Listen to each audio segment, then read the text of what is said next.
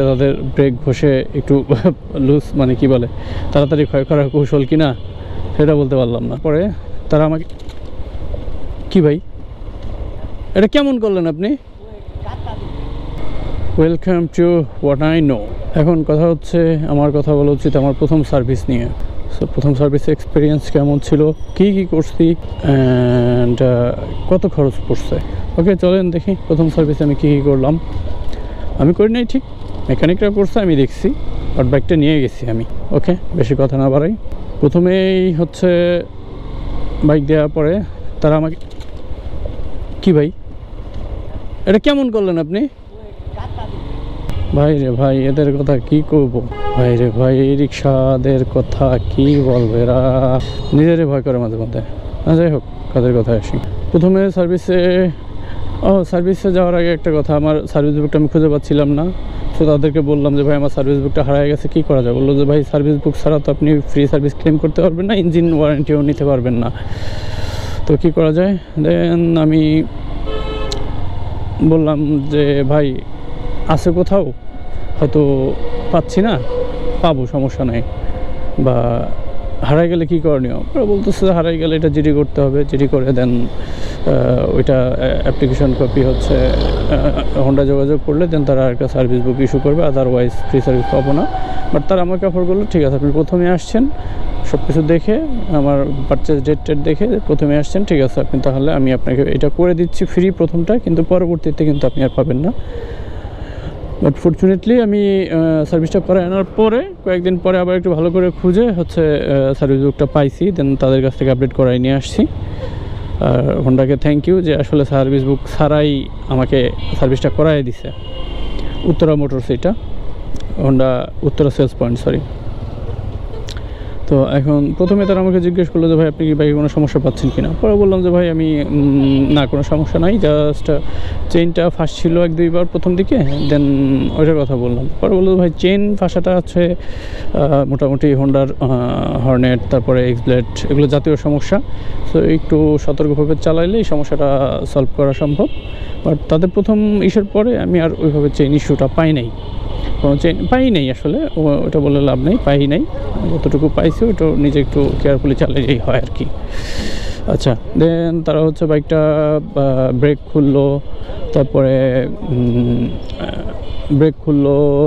স্পকেটের পাশটা খুলে দেন পরিষ্কার করলো, সব কিছু দেখলো, চেইন লুপ করলো, আরও যে আদার্স জয়েন্ট আছে এগুলো সব পরিষ্কার করলো।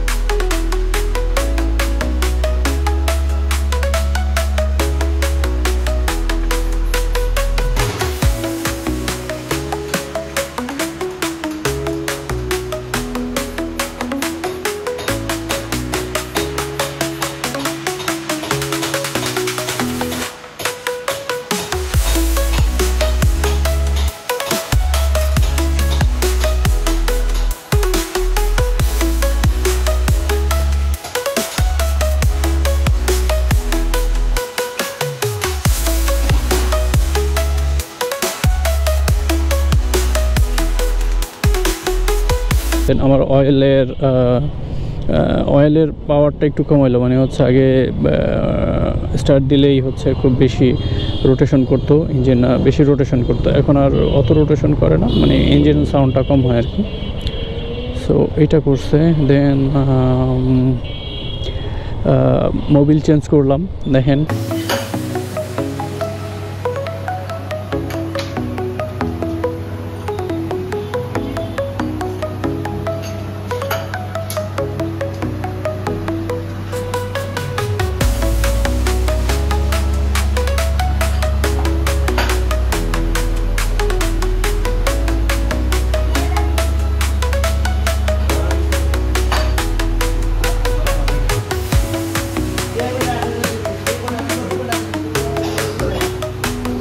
মোবিল চেঞ্জ করলাম, হোন্ডা যে অথরাইজ মোবিল আছে ওইটাই দিছি, ওইটাই আপাতত দেওয়ার ইচ্ছা। 500 কিলোমিটার মোবিল চেঞ্জ করতেছি।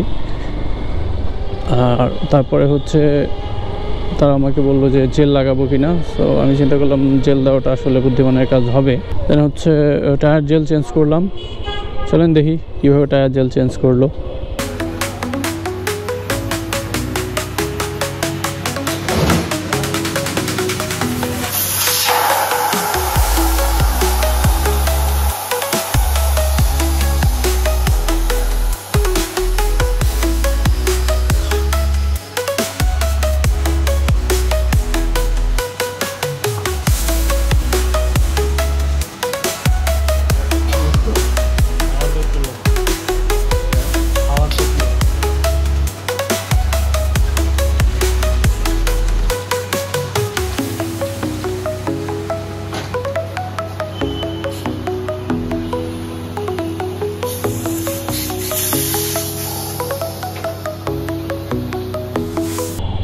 প্রথম সার্ভিসে আরেকটা কাজ করছে, সেটা হচ্ছে দুইটা ব্রেক খুলছে আমার, সামনের ব্রেক পিছনের ব্রেক দুইটাই খুলছে।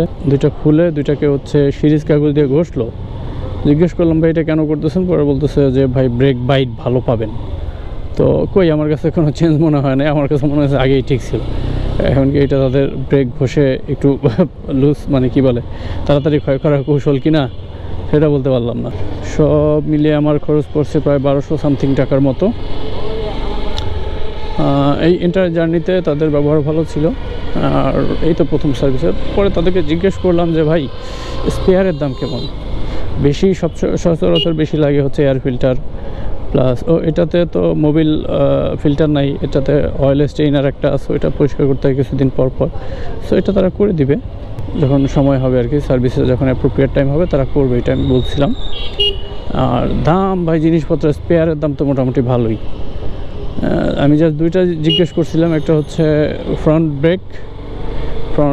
ব্রেক প্যাডের দাম হচ্ছে গিয়া প্রায় 1000 টাকা। পিছনে ব্রেক প্যাডের দাম জিজ্ঞেস করছিলাম, ওইটা হচ্ছে 2200 টাকা। অ্যান্ড চেইন সেটের দাম জিজ্ঞেস করছিলাম, এটা বলতেছে তারা হচ্ছে 3600 টাকার মতো মেবি। সো দেখলাম যে বেশ জিনিসপত্র বেশ ভালোই দাম। তো এই আমার প্রথম সার্ভিসে এক্সপিরিয়েন্স।